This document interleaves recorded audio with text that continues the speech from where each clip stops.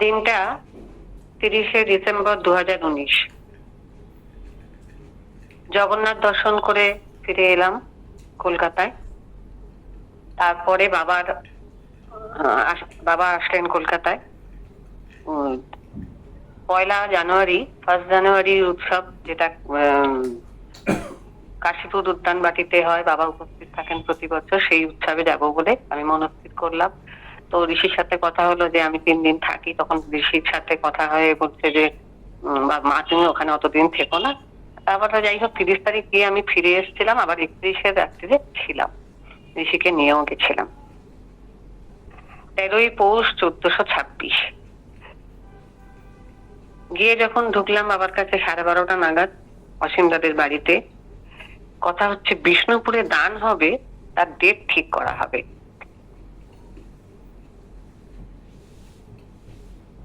কালনায় উৎসব হবে 2020-তে, অগস্টের 8 তারিখে বাগনাপাড়া কালনা উৎসব হওয়ার কথা হয়েছিল, কিন্তু সেটা বোধহয় পরে হয়নি, কারণ তখন করোনা শুরু হয়ে গেছিল। বাবা বললেন, আমি যেখানে যখন যাই সেটাই আমার ঘর, ঘুরতে ভালো লাগে। সবাই ক্লান্ত, ট্রেন থেকে নামেন, যা কিছু রান্না খাবার ব্যবস্থা করেন। জন্মোৎসবে যা কিছু বাজার, 4 দিন ধরে সেই উৎসব চলে। ফল, পাউরুটি, মিষ্টি, সবজি সবকিছুর ব্যবস্থা করা হয়। তো আমি সবাই মিলে ব্যবস্থা করা হয় আর কি। বাবা সেটা বলছিলেন জন্মোৎসবের সময়। আর গুরু বাবার তপশক্তির প্রভাবেই এই দানযজ্ঞ বছর বছর হচ্ছে। মা লক্ষ্মী বিরাজ করছেন স্বয়ং, কোনো অভাব নেই, আমার কোনো চিন্তাও নেই। শিশির একজন ভক্তের নাম শিশির দা কিছু হবেন, কুন্ডুবাড়ি সোদপুরে একটা মহাধর্ম সম্মেলন উৎসব হয়েছিল, সেখানে বাবা গেছিলেন। তারপরে 2021-এর প্রোগ্রাম ঠিক হলো কিছু কৈলাসহর জানুয়ারি মাসের 29, 30, 31, 2021-এর পরবর্তী বছর 2020 পড়ছে, কিন্তু এটা 1 বছর পরের উৎসব ঠিক করা হচ্ছে। আগরতলায় ফেব্রুয়ারি মাসের ঠিক করা হয়েছিল, 5, 6, 7। বাবা বললেন, স্বাস্থ্য যাবে, তা উদ্ধারের জন্য সমস্ত অর্থও যাবে, নিঃস্ব করে দেবে। বাবার লাইফটা আনবিলিভেবল বাট ট্রু, অগ্নিশুদ্ধ জীবন এবং জ্বলন্ত নিদর্শন দিব্য জীবন। কোনো অলৌকিক ধর্ম নয়, জীবনযাপন ধর্ম মহাপুরুষের জীবন। নিরোগ 124 বছর, অসাধারণ অনুপম ব্যাখ্যাতীত বাস্তব জীবন। It's practical science. বাবা বললেন, এটা তোমরাও পারবে। সুগার অ্যান্ড সুগার প্রোডাক্ট প্যানক্রিয়াসকে খারাপ করে দেয়, আর spiritual exercise and physical exercise is scientific process. সর্ব অঙ্গের আসন। শরীর রক্ষা করো তোমরা সময় থাকতে 30 মিনিট সময় দাও হাঁটার জন্য, 30 মিনিট যোগ ব্যায়ামে। ঈশ্বর মঙ্গলময়। 6 বছর বয়সে গুরুর কাছে আশ্রয় পাই। অমঙ্গলের মধ্যে দিয়েই মঙ্গল হয়।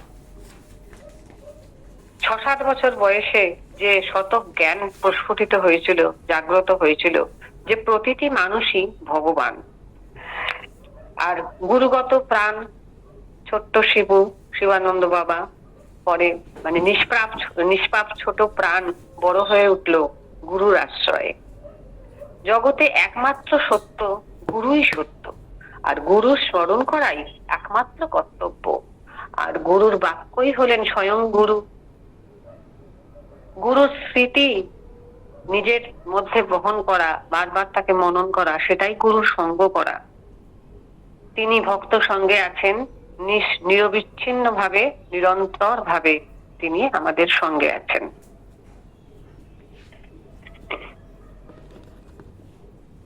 মানুষকে ভালোবাসা ও সেবা করাটাই প্রকৃত ধর্ম। আত্মনিবেদন করতে হবে গুরুর চরণে। আমাদের কষ্ট ও দুঃখ, রোগ আমরাই টেনে আনি। মন ও শরীর একসঙ্গে যুক্ত থাকে।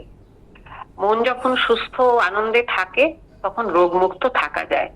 টেনশন ফ্রি লাইফ থাকতে পারাটাই পারলেই সুস্থ থাকা যায়, বেশি খেলে অসুস্থ হয় শরীর। Selfless service is the golden way to God realisation. এই গীতাতে কিন্তু খাবার নিয়েও বলা হয়েছে। কোন অধ্যায় বলো? 17 নম্বর না এতে, যে অল্প করে আধা পেট খেতে হবে, বাকি 1/4 জলের জন্য, বাকি 1/4 বায়ু চলাচলের জন্য। মনে হচ্ছে যতদূর তাই। জীবন্ত ভগবানের পূজা করলেন বাবা। এই যে পুরীতে গেলেন বা অন্যান্য জায়গায় যে কুষ্ঠরোগীদের সেবা দেন, কাপড় কম্বল এসে যায়, হ্যাঁ, অর্থ এসে যায়, তিনি পুরোপুরি ভগবানের উপর নির্ভরশীল। এখানে সদ্গুরু শিবানন্দ বাবার স্বরূপ প্রকাশ বলে আমার মনে হলো। বাবা নিজে বললেন, অনন্য চিন্তায়ন্ত মাং যে জন পর্যুপাসতে তেষাং নিত্যাভিযুক্তানাং যোগক্ষেমং মহাম্মহম। বাবা নিজে মুখে কথাটা উচ্চারণ করেছিলেন, যোগ ও ক্ষেমের ভার আমি নিই। সর্বদেবতার পূজা যেমন কেশবের চরণে পৌঁছায়, তেমনি সকল দেবতা ও ইষ্ট প্রভু গুরুরূপে প্রকট হন, গুরুরূপে প্রকট হন। নিজেকে ভুলে যেতে পারলে ঈশ্বর,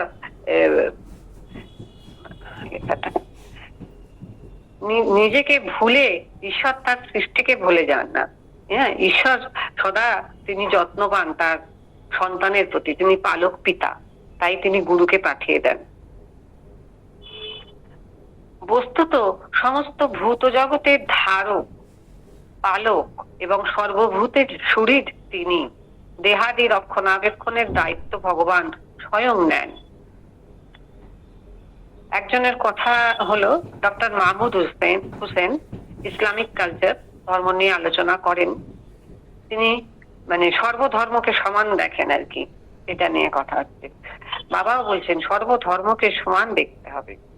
I love the people, I think for the poor people, I feel for the poor people. I am the instrument in the hand of God. আর প্রণাম is the positive way, যা সাধককে বলিয়ান করে। যাদের বুদ্ধি বেশি তারা ফিউচার গেইন নিয়ে ভাবে, আর যাদের বুদ্ধি কম তারা প্রেজেন্ট গেইন নিয়ে ভাবে। দুর্গম পথ চলতে চলতে মনের সংযম আসে, হ্যাঁ, কামনা বাসনা পুড়ে ছাই হয়ে যায়। আর দেহের কিচ্ছু সাধন করে বহু জন্মের ত্যাগ তপস্যা তিতিক্ষার মাধ্যমে গুরু প্রসাদ পাবো, এই আমাদের এই জন্ম, মানব জন্ম আমরা পেয়েছি, যাতে শিবানন্দ বাবার মতো গুরুদেবের সংস্পর্শে আসতে পেরেছি। বাবা বললেন, নালপে সুখমস্তি। এই কথাটার ব্যাখ্যা আমি পরে আবার পেয়েছি, ছান্দোগ্য উপনিষদের শ্লোক এটা, গীতাতেও কিছুতে আছে মনে হয়। যাই হোক, যো বৈ ভূমা তৎ সুখম নালপে সুখমস্তি ভূমৈব সুখম ভূমাতেব বিজিজ্ঞাসিতব্য। তাহলে কি বলছেন? ক্ষুদ্র সসীম বস্তুবাদী জাগতিক বিষয়ে প্রকৃত সুখ নেই। অসীম অনন্ত যে ভূমা পরমাত্মা বা ব্রহ্ম, সেটাই, তার মাঝেই প্রকৃত চিরস্থায়ী সুখ নিহিত আছে। হলো ভূমা মানে যা অনন্ত, यानी सबसे बड़ा, মানে সবচেয়ে বড়, মানে সেটা আমাদের কল্পনাতীত, এত বৃহৎ। সনত কুমারজি বলছেন, जो অনন্ত वही সুখ का স্রোত है। এই অনন্ত যে একটা মানে সুখের যে স্রোত, আসল আনন্দ যেখানে, সেই চরম স্বরূপটা, সেটা হচ্ছে ওই ব্রহ্ম। হ্যাঁ, সীমিত কোনো সুখ নয়। সুখটা কেবল সেই অনন্তকে জানার, সেই আনন্দ স্বরূপের স্রোতের মধ্যে নিজেকে মিশিয়ে দেয়া। নারদকে বলছেন এটা, তারা নারদও উত্তর দিলেন, আরো আমি ভালোভাবে বুঝতে চাই বলে সেইটা থেকে ছান্দোগ্য উপনিষদের কথা আসে, যে ভূমা মানে কি, ভূমি মানে কি। ভূমি হচ্ছে সেই বাস্তবিক সুখ, যেখানে যার মধ্যে আর কি সেই অনন্তের যাতে নিহিত আছে, সেই জায়গায় মানে শঙ্করাচার্যের ব্যাখ্যাও রয়েছে। যা কিছু সীমিত তা খালি তৃষ্ণা উৎপন্ন করে, অল্প কিছু পেলে আমাদের সেটা তৃষ্ণাটাকে আরো বাড়িয়ে দেয়, আর যেটা অনেকখানি পাওয়া সেটাকে আমাদের ইচ্ছাটাকেও বাড়িয়ে দেয় সেই পাওয়াটাকে, এবং তখন আমরা সেই অনন্তের সঙ্গে মিলিত হওয়ার জন্য ছুটি। আর আমাদের বাবা হচ্ছেন সেই আনন্দের স্রোত, সেই অনন্ত, সেই বিরাট সমুদ্র, সেই বিরাট একটা ঢেউ, যার মধ্যে স্নান করে আমরা শান্ত হই, আমরা আনন্দ পাই, আমরা স্থির হই, শীতল হই। বলার ভাষা নেই। সুখটা হচ্ছে সেই সুখ। বাবা বললেন ধীরে ধীরে স্যাটিসফ্যাকশন বাড়বে।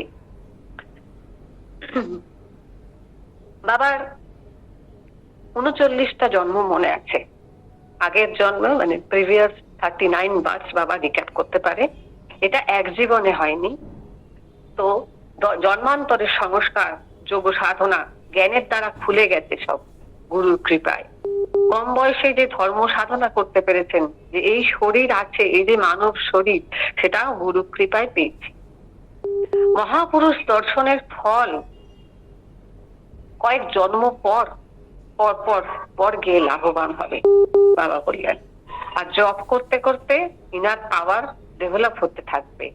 নাম জপের শক্তি গাঢ় হয়, হতেই থাকবে। ঘন ঘন নামের ধ্বনি তখন আপনা আপনি হতে থাকবে। ভক্ত ভগবানের লীলা লহরীর এপার ওপার কিছু নেই, সব একাকার। নিঃস্বার্থ প্রেমের আদান প্রদান, তার সঙ্গে যে যে প্রীতি লাগাবে সেই ভক্ত তার প্রীতিযুক্ত আলিঙ্গন পাবে। যার মধ্যে যত খাঁটি প্রেম, তার রক্ষা কবচ তত জোরালো। আর ভগবানের ইচ্ছাতেই তার এই আনন্দ লীলা বর্ধন করার নিমিত্ত ভগবানের কাজ করার জন্য জীবের এই ধরায় আসা, আর তার দায়িত্ব স্বয়ং শ্রী হরি এসে নেন। তিনি হলেন গুরু। জয় গুরু। শোভাদি গান গাইলেন এই 30শে ডিসেম্বর সন্ধ্যেবেলায়। শোভাদি গান গাইলেন। তিনি কুমার শানুর সঙ্গেও রেকর্ডিং করার কৃপা পেয়েছেন। আর বাবা নিজের মুখে বললেন এটা তার গড গিফটেড পাওয়ার। খুব সুন্দর তার গলায় ভক্তির ধ্বনি, ভজন। আমি রাত্রে বাড়ি ফিরে এলাম। পরের দিন ঋষিকে নিয়ে আবার গেলাম। 14ই পৌষ, 31শে ডিসেম্বর 2019। 10টা নাগাদ গিয়ে ঢুকলাম। প্রসঙ্গ হরিতকি অক্ষয় ফল। সমগ্র দেবদেবীর জননী। বাবার দর্শনেই কৃপা হয়। একজন কোন ভক্তের কথা হচ্ছিল, নামটা আমি জানি না, হরিতকে বুকে ঝুলিয়ে রেখেছেন আর বাবার নাম স্মরণ করেন। তার হার্টের অসুখ ছিল, অ্যাঞ্জিওগ্রাফিতে আর কিছু পাওয়া যায়নি, নিরোগ হয়ে যান। নিজের আয়নায় দেখো, স্বচ্ছ স্ফটিক বাবা, বলা ভালো কাঁচ কাটা হিরে তিনি। বাবা কালীর, শিবের, কৃষ্ণেরও ভক্ত। সবার একই সাথে সব দেবতা যে পথ মানে সাথে সাথে থাকেন, তার পরম বিভিন্ন রূপ আর কি। বাবার কথা তিনি বকছেন কি শাসন না আশীর্বাদ, কাছে ডাকা না দূরে ঠেলা, নির্বোধ আমি, বোঝার ক্ষমতা নেই। এসেছেন স্বামী ঋতব্রতানন্দজি, ক্রিয়াযোগী। তার পিতার নাম হচ্ছে স্বর্গত বিজয় কুমার চ্যাটার্জি। মা এসেছিলেন তার সঙ্গে, শ্রীমতী অরুণা চ্যাটার্জি। তো উনি এসে স্বামী বিবেকানন্দর কথা বা ওনার গুরুর কথা, দাদুর কথা, এসব কথা বলছিলেন কিছু। আর বাবা আমাকে বললেন, আমি জানি না এটা বকলেন কি ভালোবাসলেন, ইনি লেখিকা বলে আমার পরিচয় করালেন। বললেন ওনাকে, ওনার সাথে গিয়ে তুমি বসো, ওনার কথা শোনো, সেটা লিখে রাখো, ওনার জীবনের অভিজ্ঞতা, উনি যা বলবেন সেটা তুমি নোট করে রাখো তোমার খাতায়। তো আমি একটু বাবার থেকে আলাদা হয়ে গেলাম, ওনার কথা কিছু লিপিবদ্ধ করে রাখলাম, সেটা এখানে দরকার নেই। বাবা বললেন আর একটা কথা, খুব ইম্পর্টেন্ট কথা, my value will meet reliability after my departure.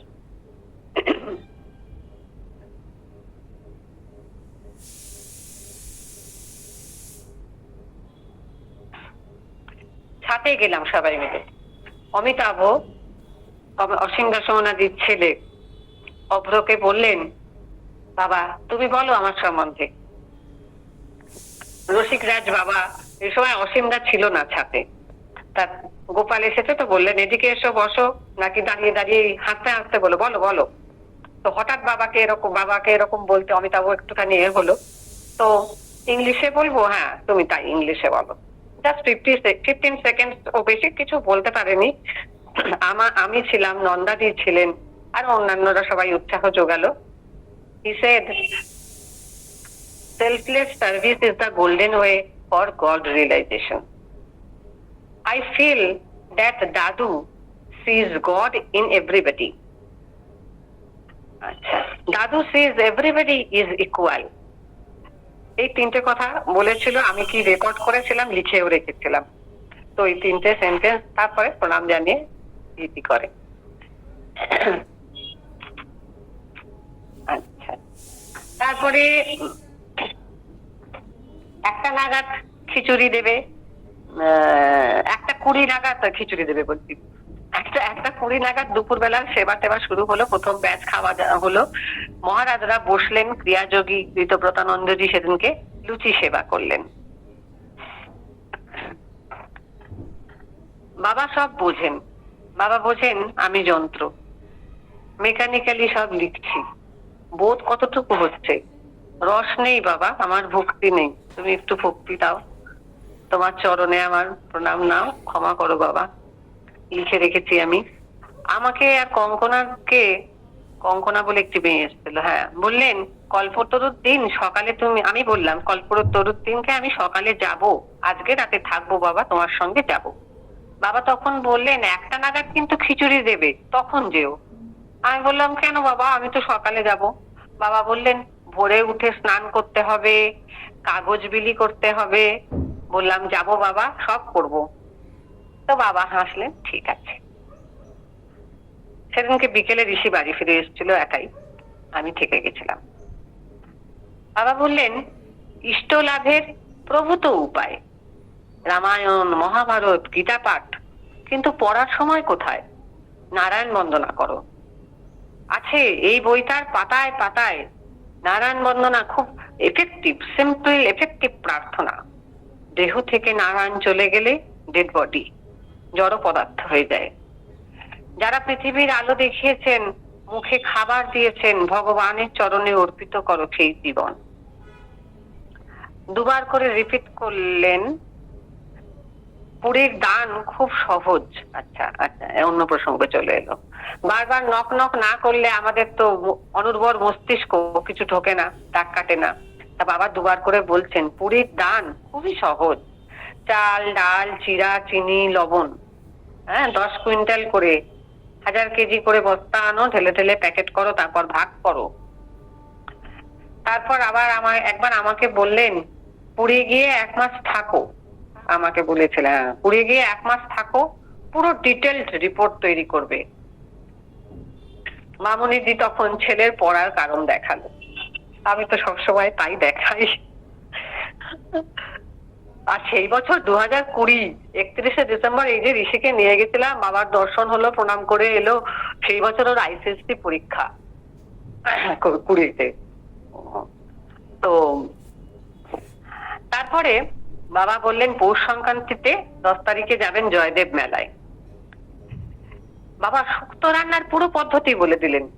কালো সাদা সর্ষে দিতে হবে, মশলা বাটা জল দিতে হবে, দুধ বা ময়দা গোলা পিটুলি দেয় না, সেই সব ইত্যাদি পুরো বললেন হাসতে হাসতে। দারুণ শুক্তো সবজির জয় জয়কার আজ।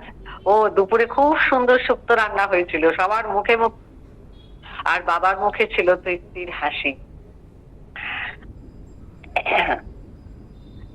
একজনের কি অ্যাক্সিডেন্টের কথা, আচ্ছা এটা জানি না, পুরীর একজন ভদ্র মহিলা ছিলেন, জেনারেল ম্যানেজার, তার সম্বন্ধে কিছু কথা হচ্ছিল। আচ্ছা, কম বয়স থেকে বাবা বললেন কম বয়স থেকে প্ল্যান করো, সমস্ত স্বাস্থ্য, কর্মজীবন, নিয়মিত সিদ্ধ মন্ত্র সিনসিয়ারলি জপ করো। লক্ষ লক্ষ লোক জপ করছে জিহ্বায়, মানে জপ করাটাই আসল, জিহ্বায় আর মনের মধ্যে। বিশ্বাসে বা অবিশ্বাসের কথা নয়, হেলায় করো, অবিশ্বাসে করো, সিদ্ধ মন্ত্র, ফল হবে। জপ করলে ফল হবে, লঙ্কা ঝাল হবে। যখন সময় পাবে, যখন ইচ্ছা, যেখানে ইচ্ছা পারো করো। ক্রি মানে করো, পা মানে পাওয়া যায়, তার মানে কৃপা পাওয়া যায়। জপ করলেই কৃপা পাওয়া যায়। বাবা বললেন ঘরে রাখাও কল্যাণকর বইটা। এই বাবার যে বই বেরিয়েছে দৈব বলে যোগারোগ্য, সেইটা বইটা, এই নতুন বইটা পড়লে গর্ভবতী সন্তান যে তারও বিদ্বান, সৎ, সুচরিত্রের সন্তান হবে। একজন করছেন, পিএইচডি করছেন, থিসিস লিখছেন। আজকাল থিসিস লেগে মানে কমে গেছে, ভ্যালু কমে গেছে। ব্রিটিশ পিরিয়ড হলে থিসিস সাকসেসফুল হওয়াটা খুব কঠিন ছিল, এখন কিন্তু ডক্টরেট হওয়াটা খুব সহজসাধ্য। থিসিস জমা দিলেই সাকসেসফুল হওয়া যায়। আচ্ছা, লেগে থাকো, লেগে থাকো। বাবা বললেন এ রোলিং, এমনিতে কথাটা হচ্ছে rolling stone gathers no moss, কিন্তু বাবা বলছেন এক জায়গায় লেগে থাকলে মস গ্যাদার হবে। Experience matter. আর আমাদের তো চিরস্থায়ী বন্দোবস্ত কোথায়? শ্রী গুরুচরণে করা। তো অবিচলিত অভ্যাস, অধ্যাবসায়, হ্যাঁ, তাহলেই গুরুর ওপর ভরসা বা বসের ওপর ভরসা, যেখানে চাকরির কথা হচ্ছিল, তো বসের ওপর ভরসা করে থাকলে তাহলে প্রমাণ পাওয়া যায়, নিজেকেও প্রমাণ করার স্কোপ পাওয়া যায়। আর পারপাস অফ দা বুক কি, যে বইটা আমাদের এখন বিতরণ করা হচ্ছে, সেটা হচ্ছে ডিজায়ার ফ্রি লাইফ লিড করা, disease free religious life, successful life lead করার জন্য। Successful life to get ever happiness, মঙ্গলজনক জীবন। তোমার শারীরিক মঙ্গল, মানসিক, আধ্যাত্মিক, সামাজিক সর্বস্তরে জীবনের মঙ্গলজনক প্রসাদ তুমি পাবে এই বইটা ঘরে রাখলে বা পাঠ করলে। সন্ধ্যেবেলা বাবার বিপি দেখা হলো, ব্লাড প্রেশার এলো 130/80, গড়াই যাচ্ছিলেন। Until and unless question clear না হবে, জিজ্ঞাসা না জাগবে, শিখতে পারবে না। যে প্রশ্ন করতে লজ্জা পায় সে কি করে জিজ্ঞাসু হবে? উত্তরকে খুঁজতে হবে, কিভাবে পাবে? মনকে একটু জিজ্ঞাসু, অনুসন্ধিৎসু হতে হবে। সক্রেটিস এর বাণী ছিল, আমি জানি যে আমি কিছু জানি না, আমি জানি যে আমি কিছুই জানি না, কিন্তু তোমরা জানো না যে তোমরা কিছুই জানো না। আমরা ভাবি আমরা সবকিছু জানি, কিন্তু আমি যদি সারেন্ডার করি যে আমি কিছুই জানি না, আমি অজ্ঞ, তাহলেই আমি শিখতে পারবো। আর ঋষিকে আমি এই কথাটা বলেছিলাম, আমাকে গিয়ে বাবার সঙ্গে থাকতে দে, তুই তো কলেজ করিস, তুই তো কোচিং করিস, ক্লাস যাচ্ছিস, অনলাইন ক্লাস করছিস, কত কি করছিস, তা আমাকে আমার ক্লাসটা আমাকে আমার মতো থাকতে দে। এখন তুমি অনেক ইন্ডিপেন্ডেন্ট হয়ে গেছো, তাহলে আমাকে আমার ক্লাসে যেতে হবে।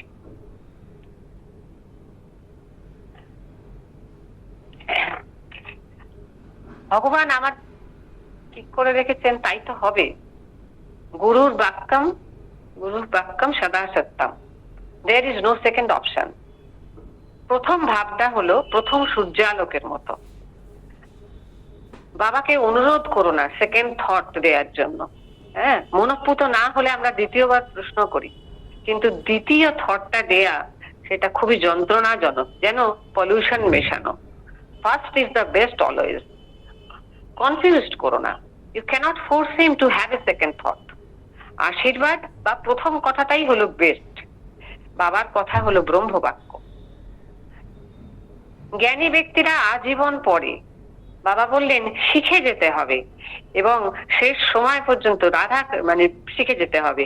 রাধাকৃষ্ণন, সর্বপল্লী রাধাকৃষ্ণন বলেছিলেন, আমার লেকচার দিয়ে আমি সারা পৃথিবীর লোক মুগ্ধ করেছি, কিন্তু নিজেকে মুগ্ধ করতে পারি।